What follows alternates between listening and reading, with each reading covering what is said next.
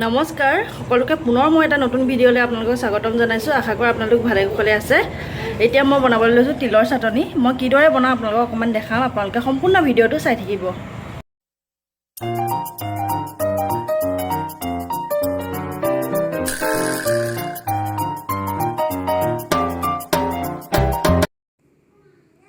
এইখিনি তিল, এতিয়া মই অকণমান এই তিলখিনি ভাজি ল'ম। খুবেই টেষ্টি লাগে তিলৰ চাটনি খাই। এতিয়া মই এখন টেৱা এখনতে এইখিনি ভাজি ল'ম।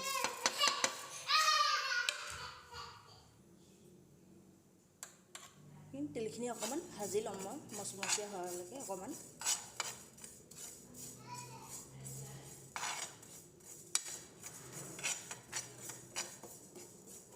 চাটনি খাই চবেই ভাল পায় নহয় জানো।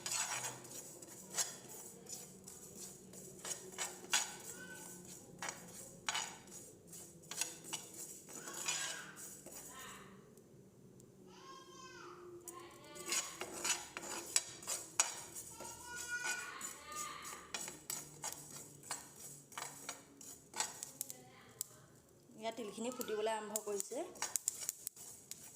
ইমানটোলৈকে ভাজিলেই হৈ যায়।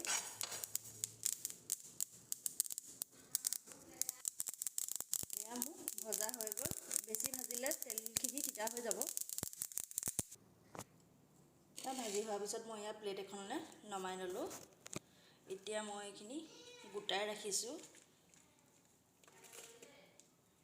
আদা, নহৰু আৰু জলকীয়া আৰু সৰু চাই পিঁয়াজটো আপোনালোকে দিব পাৰে নিদিব পাৰে বাৰু, মই দিয়াটো দেখাইছোঁ। এইখিনি এতিয়া ধুনীয়াকৈ মিক্সাৰত পিচি লওঁ।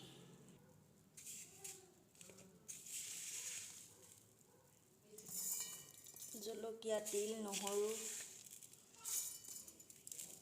আদা, ইয়াতে মই ধুনীয়াকৈ পিঁয়াজখিনি আৰু আদাখিনি মিহিকৈ কাটি দিলোঁ। ইয়াত মই অকণমান পানী দিম, পিচ খাব লাগিব যিহেতু। বেছি নহয়, অকণমান দিছোঁ। আৰু ইয়াতে মই সোৱাদ অনুযায়ী নিমখ দি ল'ম।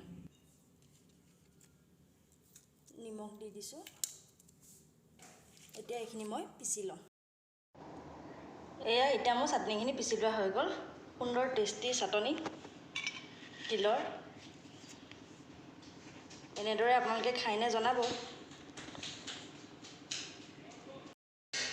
আৰু আজিতে ভিডিঅ'টো ইমানতে সমাপ্ত কৰিছোঁ। ধন্যবাদ।